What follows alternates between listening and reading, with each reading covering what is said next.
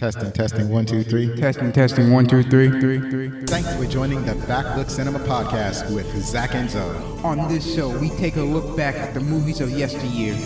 That means we're going to talk about some of the best movies from the 70s, 80s, and early 90s. So thank you for joining us. Now let's get it started in here. Hi, this is Zach. This is Zo, and welcome to a very special bonus episode of the Backlook Cinema Podcast. And we're putting this out here because we just watched Black Widow yesterday. We got our impressions. So the Black Widow, starring Scarlett Johansson as Natasha Romanoff, or the Black Widow. Florence Pugh. Florence Pugh. As Yelena Belova. Belova. I was reading the first part. You know that, right? Yelena Belova. Okay. Rachel Weisz as Melina Vostokov. David Harbour. Yeah, that's good. As Alexei. Oh my God. Shostakov, a.k.a. the Red Guardian. O.T. Fanbindo as the agent. And Ray Winstone? Winstone, right. As Dreykov. Yes, Dreykov, so yes. We had fun with these names, didn't we? No, I'm not. It's like the actor's name and the characters they play all have a hard to understand. Yeah, because it's Russian. I don't, right, it's Russian. a little hard. But David Harbour, I guess you wouldn't know him. He's famous for being on what's that one? It's a show on Netflix that everybody really likes that I never actually got a chance to get into. Stranger Things. And so he's a main character on that. So when most people see David Harbour, that's what they remember him from. But he was also Hellboy in that terrible Hellboy reboot or whatever you want to call it. So and there he's like in deep makeup for it. But this is the first time I've seen him, and he was fantastic in this movie. And Florence Pugh. I'm going to say Pugh because I don't actually know how to understand it. She's also an actress with very high acclaim. This is the first time I've seen Florence Pugh in the movies, and she was fantastic.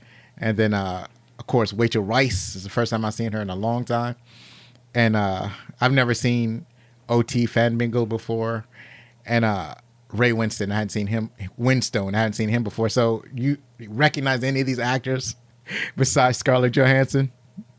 No. Yeah, so that's to be expected.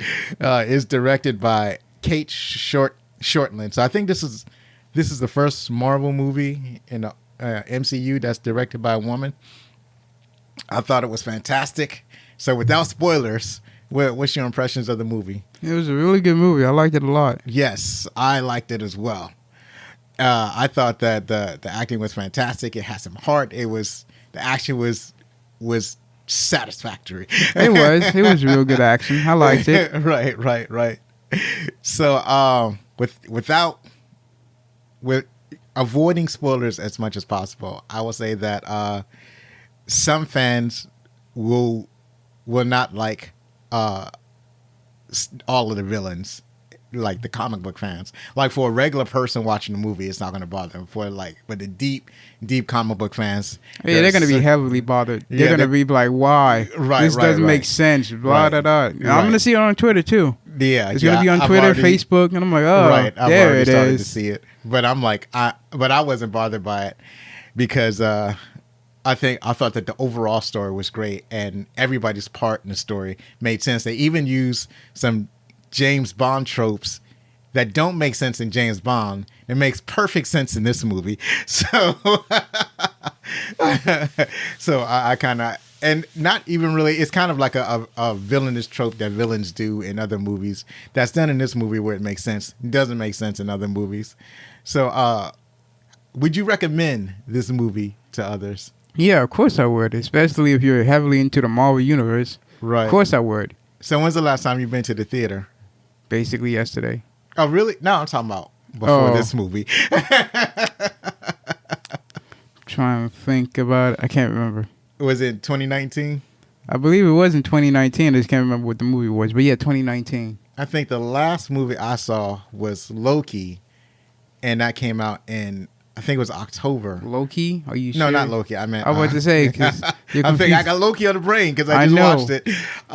No, Joker. I saw that in 2019, and that was, I think that came out in October, and that was that's the one with Joaquin Phoenix, and that was that makes it about 21 months, so almost a year, almost 2 years since I've been inside of a movie theater, and I was surprised because we went to see 4:40 showing, so almost 5 o'clock. Yeah, at one of my favorite theaters, and there's hardly anybody there.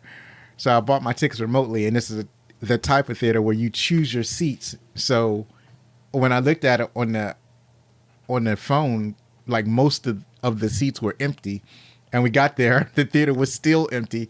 So I don't know if that means that it's because that people would rather watch it at home and they're not comfortable going in the theaters yet, or if it's because it's early, or maybe it's because it was a Saturday yesterday, right? So yeah, it was a Saturday. Yeah, so I don't know. I think it was because people would rather watch it at home because it was also available at home. You just pay $30. So for us, it cost about $40. We didn't, without the concessions. We didn't have any concessions, and we wore a mask the whole time. But still, it was so it was comparable to staying at home. So most people, but like our TV is messed up, and I didn't want to watch it at home, so we watched it. We watched it in the theater. So without spoilers, so is there anything else you can think of that you can give impressions on this movie? No, not really. Not really? No. Yeah, mine is like full of spoilers. I can't really talk about it without spoiling it. All I can say is that we both agree that this is a great movie. We both agree that y'all should go out and see it, whether you see it at home or you go to a movie theater. One of the things that I didn't remember about the movie theater is how gigantic the screen is. It was like, oh my God, I think we're way too close. How did you feel about that where we were seated? I was perfectly fine. I was like, right. This feels nice again. Right. It did feel nice. And then I did discover how to get the seat all the way back at the very end of the movie.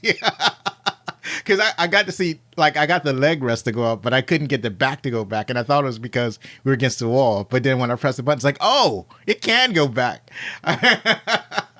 But yeah, so it was, I liked the humor in it, had a lot of humor in it. And some of it was goofy, but goofy on purpose. So I enjoyed that. And then I enjoyed the heart of it. There's some heart because it has some similar themes to the Fast and Furious franchise, the themes of family, and, the themes of sticking together and whatnot, and, brokenness and nostalgia for some of the characters. Some of the characters are living in the past, and they want to stay in the past. So all that resonated with me, and I really enjoyed all of that. So, yeah, this is the end of our special episode. You can catch our regular episodes on Saturdays. So go out and check out this movie. Any last words on this? No, not at all. All right. You guys have a great day and be outstanding.